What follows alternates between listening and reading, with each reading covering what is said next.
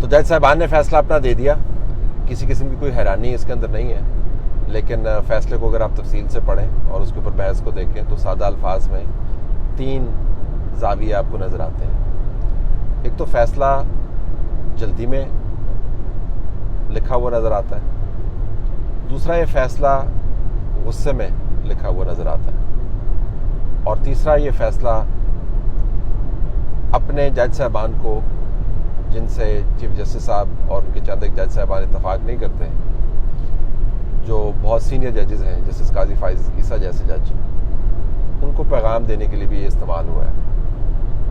तो अब गुस्से की तो बात हमें समझ आती है। गुस्सा किस चीज़ का है? गुस्सा इस चीज़ का है कि बज़ाहिर नकवी साहब की जो ऑडियो लीक हुई है वो एक टेस्ट केस बन गया है। अगर जज साहबान बज़ाहिर नकवी साहब के मामले को संजीदगी से लें तो फिर अगली मरतबा जिनकी ऑडियो लीक्स होनी है उनके मामले को भी संजीदगी से लेना पड़ेगा। तो बज़ाहिर नकवी साहब के मामले से गुस्से का आगाज़ हुआ। उसके बाद जब परवेज़ इलाही साहब के right hand person, principal secretary जो उनके थे भट्टी साहब, जो मैट्रिकुलेट भी नहीं थे और फिर उन्होंने इतनी माशाल्लाह तरक्की की परवेज़ इलाही साहब के ज़ेर साया कि सब हैरान हो गए। उनकी जो तफ्तीशी वीडियो सामने आई है उसके अंदर उन्होंने 2 मोहतरम जज साहबान के ऊपर बड़े संजीदा इल्ज़ामात लगाए और वो दोनों इस बेंच का हिस्सा थे। अब गुस्सा इस बात का है कि ये मामलात इस मुतनाज़ा अंदाज से ऑडियो वीडियो लीक्स के ज़रिए आप सामने क्यों ला रहे हैं, और ये तसव्वुर बड़ा गहरा है इन जजेस के अंदर कि हमारी शामत लाने की कोशिश की जा रही है। मैं इस तरह की ऑडियो वीडियो लीक्स के बिल्कुल ख़िलाफ़ वो नहीं होनी चाहिए, लेकिन जब ये मंजर आम पर आ गई हैं तो इसके ऊपर कोर्ट अगर रद्द-ए-अमल तत्हीरी अंदाज से, यानी अपनी सफाई को खुद करना है ना, आपने खुद अपनी क्रेडिबिलिटी को इस्टेब्लिश करना है, नहीं देगी तो फिर शकूक व शुबात गहरे होंगे। तो एक तो ये गुस्सा है जो इस बेंच के अंदर आपको नज़र आता है। जल्दी में क्यों लिखा गया? अगर आप इस ऑर्डर को पढ़ें तो ये एक हैरानकुन ऑर्डर है। इसके अंदर सुप्रीम कोर्ट का 3 रुकनी बेंच जो है वो मुकम्मल तौर पर पंजाब के केयर टेकर हुकूमत के इख्तियारात को यूसर्व करता हुआ नज़र आता है। वो कहते हैं जी कि केयर टेकर ने ये काम करने हैं, केयर टेकर ने खुद क्या काम करने हैं आइन के मुताबिक वो अब इररेलेवेंट है। वो जो सुप्रीम कोर्ट के 3 रुकनी बेंच ने कहा है केयर टेकर्स ने वो काम करने हैं, कब उनको फंड्स प्रोवाइड करने हैं, कब उनको सुप्रीम कोर्ट को रिपोर्ट करना है, कब सिक्योरिटी का प्लान मुरतब करना है। दूसरा, वफाकी हुकूमत के तमाम इख्तियारात उन्होंने उठा लिए। वफाकी हुकूमत ने इतने पैसे देने हैं, इतनी सिक्योरिटी फराहम करनी है और हर किस्म की मुआवनत करनी है। तो वफाकी हुकूमत को बमरे मजबूरी सुप्रीम कोर्ट के हवाले ये सारा काम अब करना पड़ेगा, क्योंकि सुप्रीम कोर्ट ने टेक ओवर कर लिया है उनके तमाम फंक्शंस को।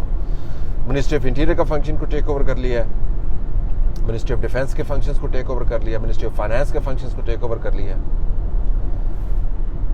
तीसरा, इलेक्शन कमीशन की तमाम पावर्स को टेक ओवर कर लिया कि इलेक्शन कमीशन ने जो डेट दी थी उस डेट को इन्होंने कहा जी कि वो तो बिल्कुल डेट ना होने के बराबर थी, बल्कि है ही नहीं थी, वो दी नहीं थी जो आपने डेट तब्दील शुदा दी थी।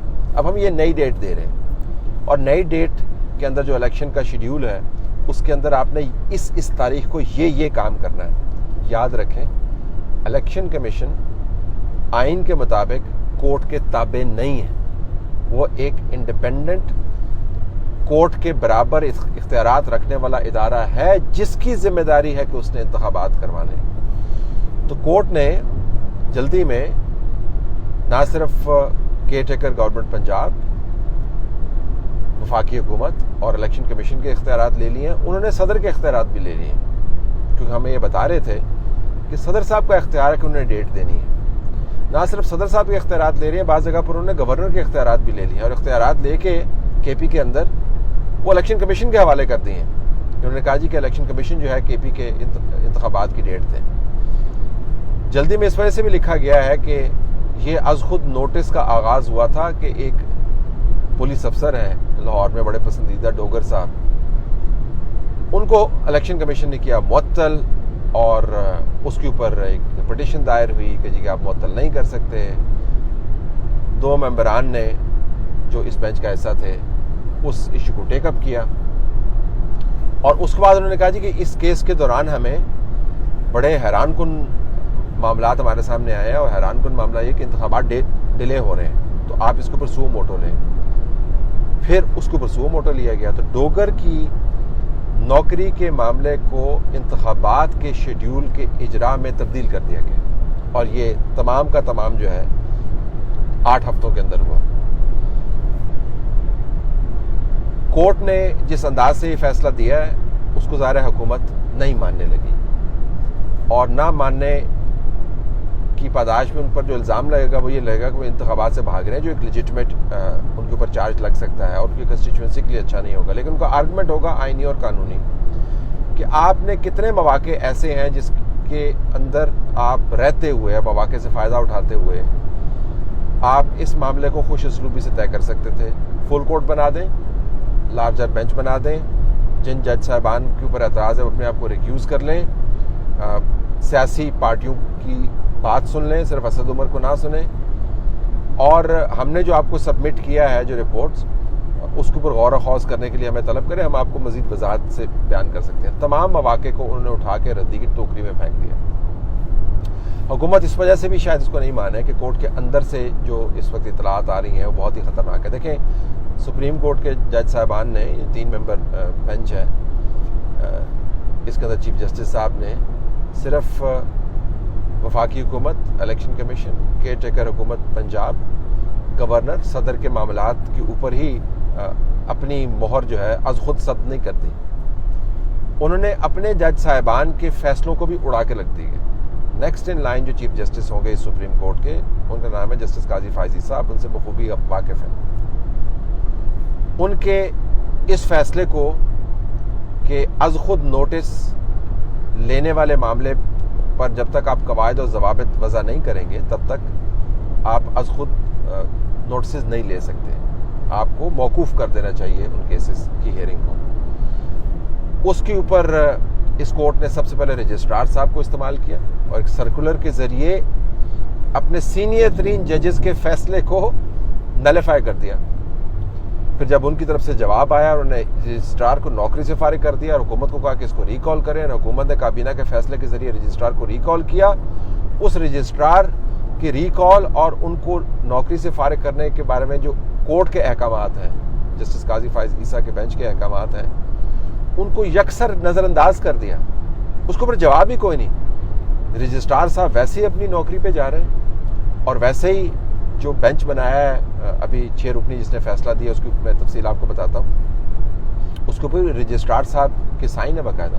तो जिस शख्स को कोर्ट के अहकामात की पादाश में नौकरी से फारिग किया गया, जिस शख्स को आइन की पामाली की पादाश में अकाउंटेबिलिटी की धमकी दी गई, उस शख्स को सुप्रीम कोर्ट के इन जज साहबान ने मुकम्मल तौर पर मोतबर बना के अपने साथ अभी भी रखा हुआ।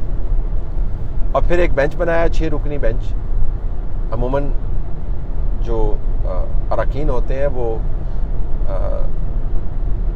ताक आदाद में होते हैं, जुफ्त में नहीं होते, इवन में नहीं होते, ऑड में होते हैं, क्योंकि ताकि ये ना हो कि अगर 3 अरकान जो है एक बेंच के वो एक तरफ हो, 3 अरकान दूसरी तरफ हो, तो स्प्लिट हो जाए, वो तो डिसीजन ही फारिग हो जाएगा। इस केस में उन्होंने 6 रुकनी बेंच बनाया, जुफ्त, इवन नंबर, और उससे फैसला करवा दिया। 2 बजे उस बेंच ने समाअत शुरू की और 2:24 पर उसने फैसले का इजरा कर दिया जी कि काजी फायज ईसा साहब की तरफ से अज खुद नोटिस के ऊपर जो भी रिफ्लेक्शंस थी वो फारिग हो गई।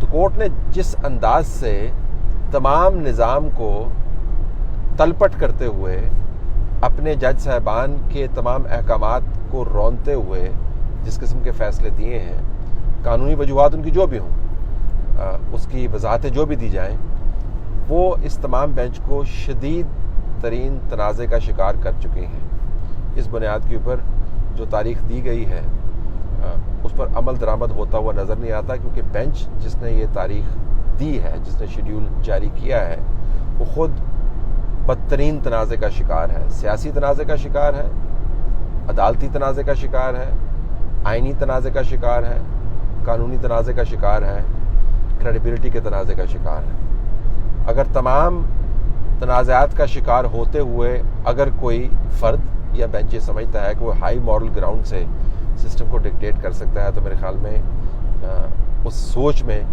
काफ़ी झोल है। देखना बहरहाल ये है कि आइंदा दिनों में कानूनी लड़ाई क्या होगी। जो सबसे अहम लड़ाई बहरहाल है वो कोर्ट के अंदर आपको होती हुई नज़र आ रही है, जहाँ पर ये जज साहबान जो सबको कह रहे हैं कि कोर्ट की इताअत करो, अपने जज साहबान के फैसले को उठा के रद्दी की टोकरी में फेंक रहे हैं।